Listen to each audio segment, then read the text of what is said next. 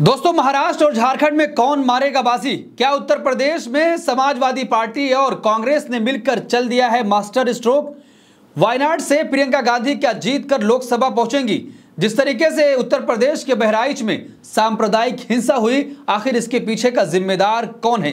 इन तमाम मुद्दों पर चर्चा करने के लिए हमारे साथ आज मौजूद हैं अशोक वानखेड़े सर हैं। सर, बहुत स्वागत है आपका देश नीति के मंच पर। नमस्कार सर, सबसे पहला सवाल, जिस तरीके से प्रियंका गांधी ने वायनाड से नॉमिनेशन फाइल किया है, इतने सालों तक पार्टी के लिए, अभी तक वो दूसरे के लिए प्रचार कर रही थी, लेकिन अब खुद वो लोकसभा पहुंचने के लिए वहां से नॉमिनेशन फाइल करी, कैसे देख रहे हैं आप इसको? उनको तो एक ना एक दिन तो राजनीति में आना ही था। जिस हिसाब से उन्होंने ऑर्गेनाइजेशन में संभाला था, और पहले वो अपनी माँ और भाई की कॉन्स्टिट्यूंसी देखती थी। उसके बाद अब भाजपा वालों के लिए वो जगह नहीं बची है कहने के लिए कि देखो परिवार की तीसरी सदस्य भी आ गई है। क्योंकि जब रायबरेली से किशोरीलाल शर्मा का नाम आया था, तब इन्होंने ही कहा था कि भाई ने बहन का टिकट काटा और भाई नहीं चाहता बहन आगे आ जाए। तब भाजपा बड़ा विधवा विलाप कर रही थी। अब वायनाड से सीट खाली हुई तो वो, क्योंकि दक्षिण भारत में मुझे लगता है कि पिछली बार भी राहुल गांधी ने जो दक्षिण भारत चुना था, खासकर केरल, जब जब कांग्रेस संकट में आई, एक हमेशा याद रखिएगा, दक्षिण भारत ने हमेशा साथ दिया है। जब इंदिरा गांधी संकट में आई तो इंदिरा गांधी दक्षिण से लड़ी, सोनिया गांधी भी एक बार दक्षिण से लड़ी थी, जहां उनके खिलाफ सुषमा स्वराज को उतारा गया था। और अब राहुल गांधी जब जहाँ हारे तो वहां उतारे, और उसके बाद उनको लगा कि परिवार ही कोई सदस्य से रिप्रेजेंट करे तो ज्यादा अच्छा है। और जिस हिसाब से रोड शो हुआ, नॉमिनेशन हुआ, जिस हिसाब से लोग आए सामने, तो मुझे लगता है कि वो सीट बाई इलेक्शन में कोई डिफिकल्ट नहीं है। तो कांग्रेस का आंकड़ा यदि 101 हो जाए प्रियंका के आने के बाद, तो बड़ी बात नहीं। और ये होना था। अब परिवारवाद कोई मायने नहीं रखे हैं, इसलिए मायने नहीं रखते हैं कि अब जैसे जिस जिन राज्यों में चुनाव हो रहे हैं, वहाँ इतने थोक में रिश्तेदारों को टिकट दिए जा रहे हैं, बेटियों को टिकट दे रहे हैं, पत्नियों को टिकट दे रहे हैं, भाइयों को टिकट। तो अब परिवारवाद मात्र एक पुराना एक जुमला हो गया कि परिवारवाद परिवारवाद। सभी राजनीतिक दलों में जब सत्ता में रहते हैं, सत्ता में रहते हुए पैसा कमाया जाता है, और फिर जो परिवार है, सामंती विचार के साथ वो परिवार बढ़ता है। तो हमारे यहाँ लोकतंत्र तो हम कहते हैं, लेकिन यदि माइक्रो लेवल पे जाए तो आपको वही सामंतवाद हावी दिखता है। और ये सिर्फ एक राजनीतिक दल की बात नहीं करता हूँ। मुझे लग रहा था कि वामपंथी दल यदि छोड़ दे तो बाकी राजनीतिक दलों में क्षेत्रीय दल तो परिवार के साथ ही चलते हैं, लेकिन बड़े दल जो है कांग्रेस और बीजेपी, तो बीजेपी चाल चरित्र चेहरे वाली पार्टी थी, लेकिन ज्यादा दिन सत्ता में रहे तो चेहरा भी बदल जाता है, चाल भी बदल जाता है, चरित्र तो क्या कहें। लेकिन सर, जिस तरीके से अब वो वायनाड से लड़ने गई, तो भाजपा के कई नेताओं ने कहा कि लड़की हूं लड़ सकती हूं का नारा दी थी, लेकिन लोकसभा का जब चुनाव था कहीं नहीं लड़ी। अब वहां से जब कोई मुकाबले में है नहीं, तो वायनाड से चुनाव लड़ने पहुंच गई है। ये कैसे कह दे कि कोई वहां है नहीं मुकाबले में? वहां वॉकर थोड़ी दिया जा रहा है। प्रियंका गांधी चुनाव लड़ रही है, वो सूरत या इंदौर जैसी हालत थोड़ी कर रहे हैं कि विपक्ष के उम्मीदवार को प्रलोभन दे के, दबाव दे के विड्रॉ करवाएं और अनअपोज लाएं। सूरत में तो अनअपोज लेके आए थे, और इंदौर में कांग्रेस के उम्मीदवार को बिठा लिया गया था। कुछ इंडिपेंडेंट छोटे मोटे नहीं मैनेज हुए तो चुनाव हुआ वहां पे, लेकिन वहां नोटा पे 2 लाख से ज्यादा वोट मिले। तो ये कहना गलत होगा कि उपचुनाव, मैं बताऊं कि ये उपचुनाव ही है जिन्होंने नरेंद्र मोदी को मुख्यमंत्री बनवाया था। गुजरात केशुभाई पटेल एक उपचुनाव हारे थे, उसके बाद पूरा एक माहौल बनाया गया कि बस गुजरात से बीजेपी खत्म हो जाएगी यदि केशुभाई के चलते हो जाए तो। और फिर ऊपर से नरेंद्र मोदी मुख्यमंत्री बन के गए थे।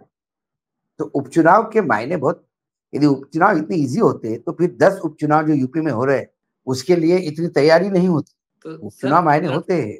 तो फिर ये लड़ाई कैसे हो जाएगी जब वो जीत कर सदन में पहुंचेंगी? क्योंकि अभी तक तो आवाज वो बाहर से उठाती रही है, लेकिन अगर जीत कर आएंगी तो सदन में उनकी मौजूदगी होगी, तो जो अभी भाजपा की सरकार है, जो कि अब बैसाखी की सरकार है, तो उसके लिए चुनौतियां कितनी होगी? एक अच्छी वक्ता और आएगी।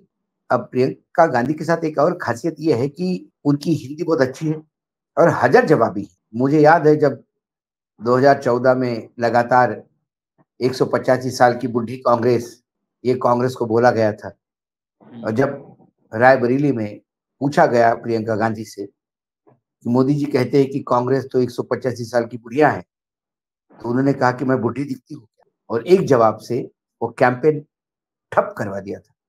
तो हाजिर जवाबी है।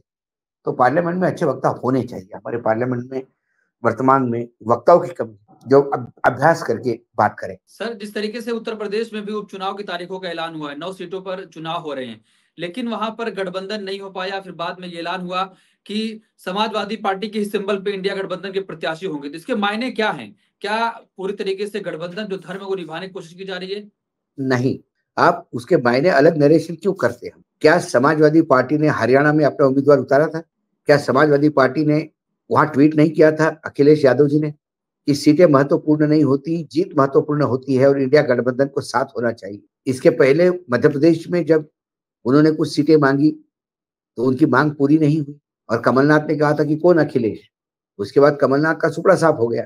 तो एक दूसरे का आदर करना सीखें। तो यदि हरियाणा में अखिलेश, क्योंकि हरियाणा में यादव बहुत है, वहां एक खासकर गुड़गांव और फरीदाबाद इस क्षेत्र में अहिरवार का बेल्ट है, वहां वो एक आध दो उम्मीदवार खड़े कर सकते थे, लेकिन उन्होंने नहीं किए। तो कांग्रेस ने उसको रिसिप्रोकेट किया कि ये जो उपचुनाव है, इस उपचुनाव में 5 सीटें तो समाजवादी पार्टी के पास है। देखिए 10 में 1 होना था, एक जगह पे ये नहीं कर पा रहे हैं क्योंकि वो अयोध्या की सीट है, अयोध्या में आती है। अयोध्या हारने के बाद भाजपा की वैसे ही पूरे देश में किरकिरी हो गई और अयोध्या में फिर उपचुनाव हार जाए तो डबल किरकिरी होगी।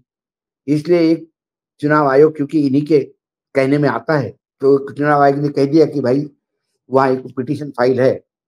मुझे ये नहीं समझ में आता यदि वो पिटीशन 10 साल तक फाइल ही रहेगी तो क्या वहां के मिल्कीपुर के जो कॉन्स्टिट्यूंसी है वहां के जनता का वो अधिकार जो है अपना नुमाइंदा विधानसभा में भेजने का या लोकसभा में भेजने का, उससे आप कैसा वंचित रख सकते हैं? There has to be a presentation from the constituency. Court में केस चल रहा है, इसका मतलब वहां से कोई विधायक ही नहीं होगा, ये तो नहीं होता। जो केस चल रहा था, जो केस का सब्जेक्ट था, वो तो जो सज्जन थे वो तो वहां से इस्तीफा देकर लोकसभा में चले गए। अब तो मैटर ही खत्म हो गया। लेकिन बिल्कीपुर में डर है इनको कि कुछ गड़बड़ होगी, इसलिए वहां नहीं करवाए। अब बचे 9 सीट। 9 सीट में 5 सीटें तो उनके पास है, 10 सीटों में तो 5 सीटें इनके पास है। मिल्कीपुर की थोड़ी तो 4 सीटें हो गई। फूलपुर में विधानसभा फूलपुर विधानसभा में अच्छा लीड लिया समाजवादी पार्टी ने लोकसभा सीटों में, तो वो सोचते हैं कि चलो 1 सीट वो आ जाएगी। तो अभी वर्तमान 9 में से 5 सीटें तो उनके पास है, 2 सीटें बीजेपी के पास है, 1 सीट आरएलडी के पास है, 1 सीट अन्य सहयोगी के पास है। तो बीजेपी को अपनी 2 सीटें बचाना मुश्किल हो रही है। और ऐसे में जब कांग्रेस का वहां कोई सीट थी नहीं, तो कांग्रेस जबरदस्ती चुनाव लड़के क्या बताना चाहिए? जितना बड़ा दिल अखिलेश ने हरियाणा के लिए रखा, उतना ही बड़ा दिल कांग्रेस ने वहां रखा। लेकिन ऐसा नहीं कि कांग्रेस वहां चुनाव छोड़ रही है। मेरी आज ही जनरल सेक्रेटरी इंचार्ज से बात हुई, उन्होंने कहा कि हम चुनाव नहीं लड़ रहे, इसका मतलब हमारे उम्मीदवार चुनाव में नहीं, इंडिया गठबंधन वहां चुनाव लड़ रहा है। और हमने हर कॉन्स्टिट्यूंसी में कांग्रेस के बड़े नेताओं की ड्यूटी लगाई जो वहां जाए और समाजवादी पार्टी के उम्मीदवार के लिए प्रचार करे। तो इंडिया गठबंधन का एक साझा स्वरूप वहां आपको देखने को मिलेगा जब प्रचार शुरू हो रहा है। तो दिवाली के बाद भाजपा कह रही है कि एक ठग ने दूसरे ठग को ठग लिया है। भाजपा को अधिकार है। देखिए विपक्ष भाजपा और वो आमने सामने, ठगा किसने है किसको? क्या आरएलडी की और एक दूसरे पार्टी की छोटे दलों की जो 2 सीटें थी उसमें से आपने एक आरएलडी की दी, दूसरे की सीट खा गए आप? ठगा किसने? यदि किसी के लिए आप जगह छोड़ते हो तो ठगना कहते क्या उसको? ठगना तो उसको कहते हैं कि भाई समाजवादी पार्टी ने तो रिक्वेस्ट भी नहीं की थी कांग्रेस को कि आप उम्मीदवार नहीं उतारो। कांग्रेस ने खुद ही कहा कि हम उम्मीदवार नहीं, क्योंकि कांग्रेस वहां कहाँ उम्मीदवार लड़ती? ऐसी कौन सी कॉन्स्टिट्यूंसी है कि जहां कांग्रेस का नंबर 2 पोजीशन पे आदमी था जहां लड़ती? मात्र लड़ने के लिए लड़के आप बीजेपी को फायदा पहुंचाएंगे। ये बीजेपी का फ्रस्ट्रेशन है कि बोलते एक ठग ने दूसरे ठग को लूटा। क्योंकि बीजेपी चाहती थी कि ये भी लड़े ताकि थोड़ा वोट इधर उधर कटे तो फिर हमारा फायदा हो। बीजेपी तो हमेशा डिवाइड एंड रूल में ही जीतते आई है ना। कभी ओवैसी को ले आती है, कभी बहुजन समाजवादी पार्टी का उपयोग कर लेती है, कभी इंडिपेंडेंट का उपयोग कर लेती है। बीजेपी आमने सामने लड़ाई कहाँ लड़ती? तो क्या इसको इंडिया गठबंधन का मास्टर स्ट्रोक माना जाए कि जिस तरीके से? बिल्कुल मास्टर स्ट्रोक। इंडिया गठबंधन ने दिखाया कि वो इंटैक्ट है। क्या आम आदमी पार्टी ने नहीं कहा महाराष्ट्र में हम चुनाव नहीं लड़ेंगे? तो क्या आम आदमी पार्टी को उद्धव ठाकरे, शरद पवार और कांग्रेस ने मिलकर ठगा है? लेकिन वहां पे अरविंद केजरीवाल प्रचार करने जाएंगे। ये होता है गठबंधन। सर, उसी उत्तर प्रदेश में जहां उपचुनाव हो रहा है 9 सीटों पर, बहराइच में इतना बड़ा सांप्रदायिक दंगा हुआ, मुख्यमंत्री कहते हैं कि कोई बख्शा नहीं जाएगा, लेकिन कुछ दिन बाद भाजपा के ही नेता आते हैं, कहते हैं कि 8 हमारे जो नेता है उन्होंने दंगा भड़काया है, गोली चलाई है, उनके ऊपर एफआईआर दर्ज हो।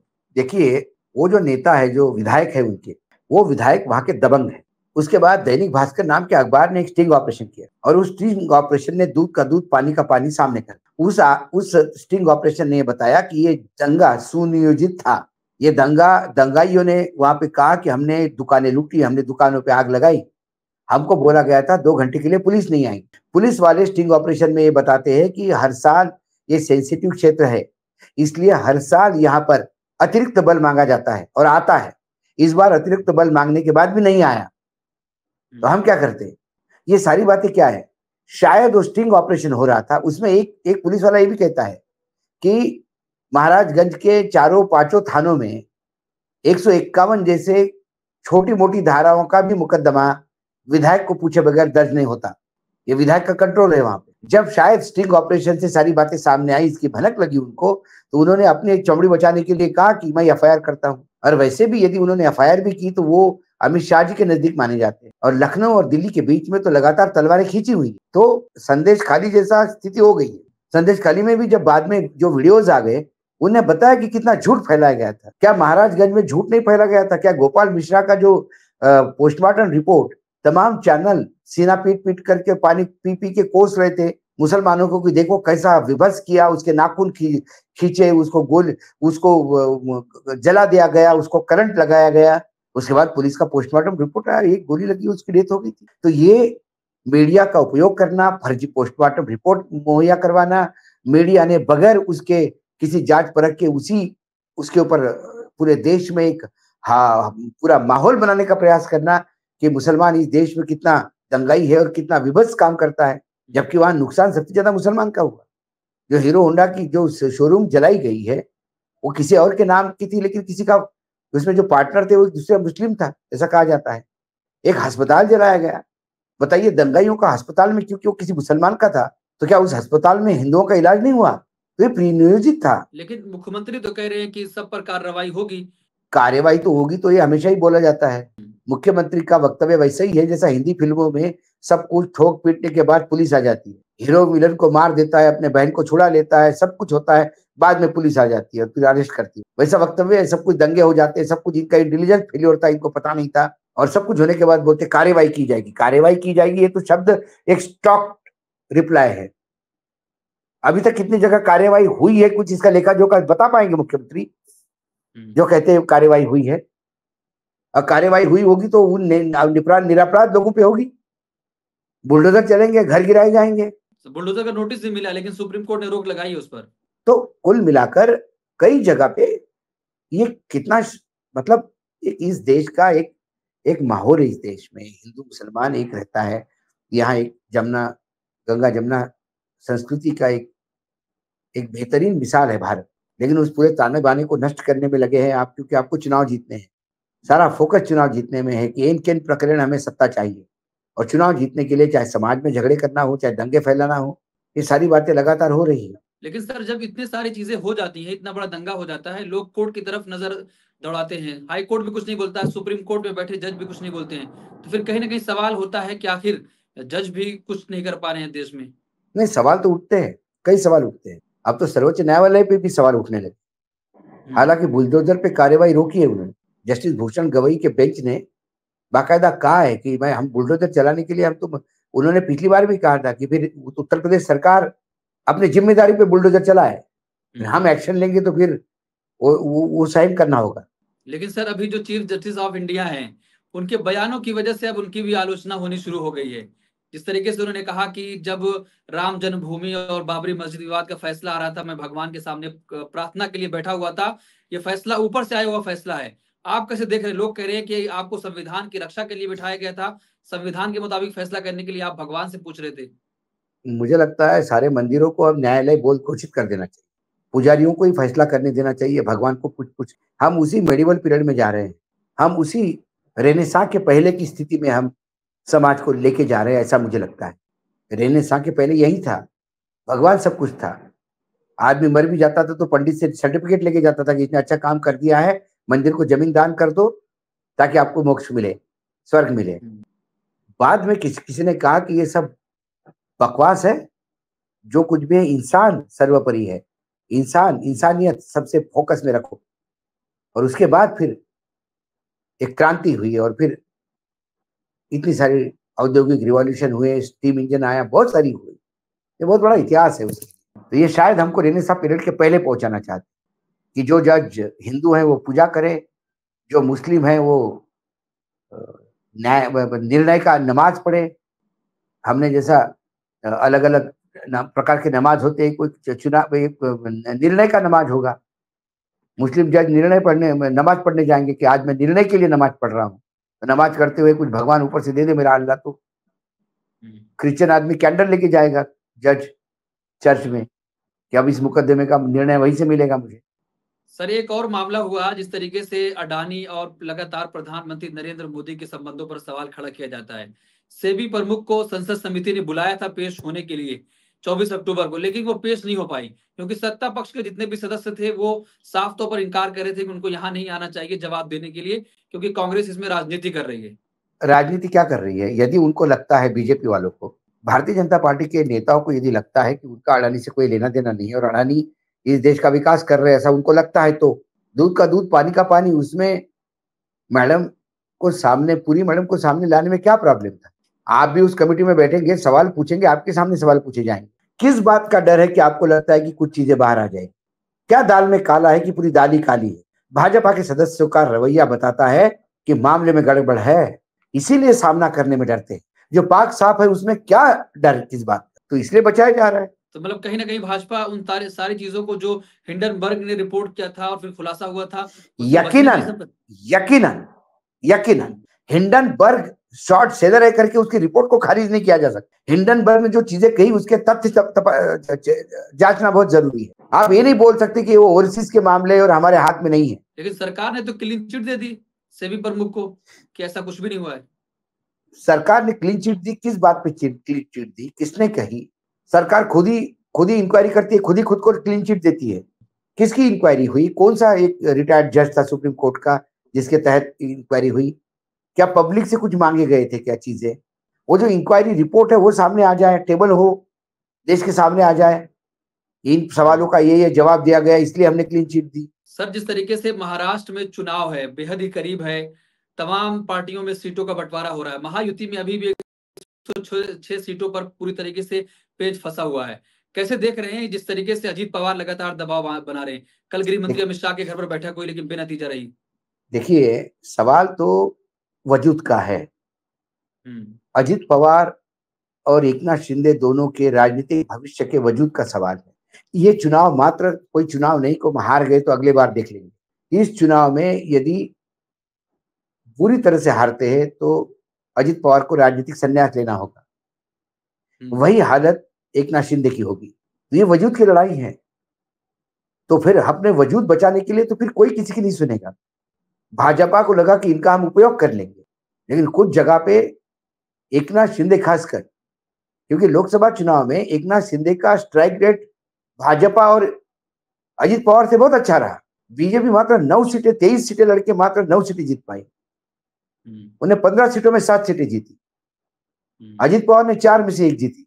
जब उसका स्ट्राइक रेट अच्छा है लोकसभा में तो वो ऊंची बात तो करेगा, शेयर तो मांगेगा। तो लेकिन अजीत पवार के साथ जो कुछ हो रहा है, वो 52 सीटों से ज्यादा मांग रहे हैं, लेकिन कहा जा रहा है कि जिससे रिपोर्ट्स आ रही है कि उससे कम भी सीटें देने के लिए। अजीत पवार का मैंने क्या ना, लोकसभा में अजीत पवार अपने पत्नी को नहीं जितवा पाए अपने होम ग्राउंड से, अपने घर से, बारामती से।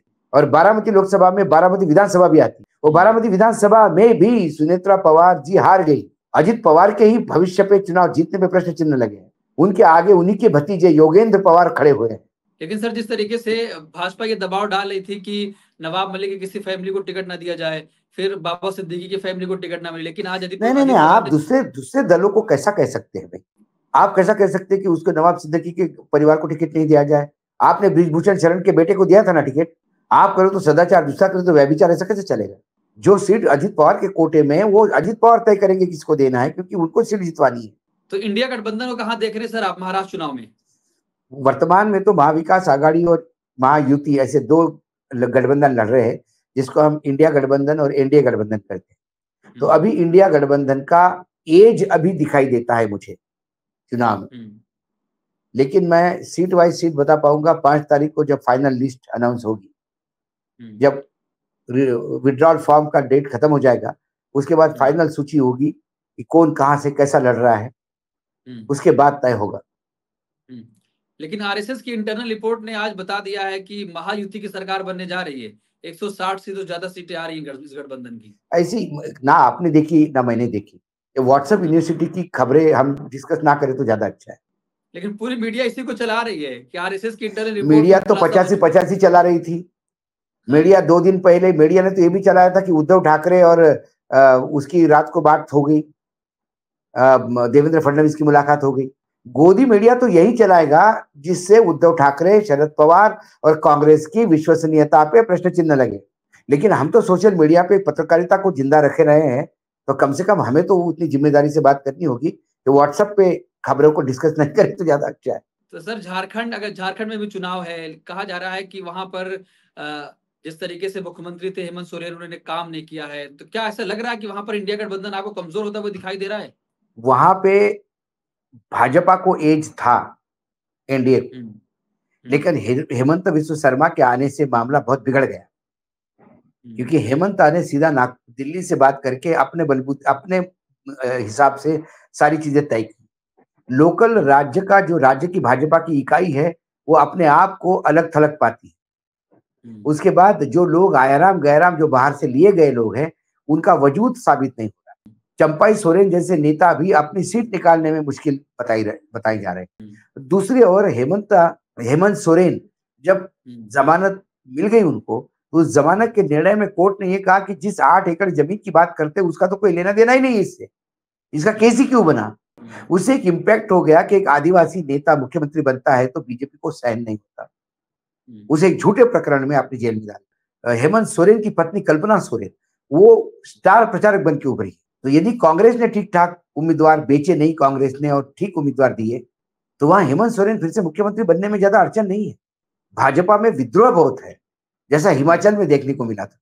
सर यही बात हरियाणा में कही जा रही थी कि हरियाणा में विद्रोह बहुत है, बगावत बहुत ज्यादा हो रही है, कांग्रेस पार्टी आ रही है, तो क्या महाराष्ट्र मैंने आपको स्टार्टिंग में कहा यदि कांग्रेस टिकट ना बेचे तो हरियाणा में कांग्रेस ने 17 जगह पे टिकट बेचे, कांग्रेस के उम्मीदवार तीसरे चौथे नंबर पे आए, और जो जीता हुआ उम्मीदवार कांग्रेस के जीतने वाले उम्मीदवार थे सारे नंबर 2 पोजीशन पे है, और वहां बीजेपी आई। फिर वल्लभगढ़ की बात करो या फिर अंबाला कैंट की बात करो। इसलिए मैंने कहा नेशनल कॉन्फ्रेंस ने कांग्रेस को ज्यादा सीटें ही नहीं दी, तो नेशनल कॉन्फ्रेंस सरकार बना पाई। कांग्रेस ने वहां पे भी खेल किया और सिंगल डिजिट पे आ गई। ठीक है सर, आपका बहुत शुक्रिया, आपने इधर समय दिया और तमाम मुद्दों पर हमसे चर्चा हुई। फिर हम किसी दूसरे मुद्दे पर आपसे जरूर मुलाकात करेंगे।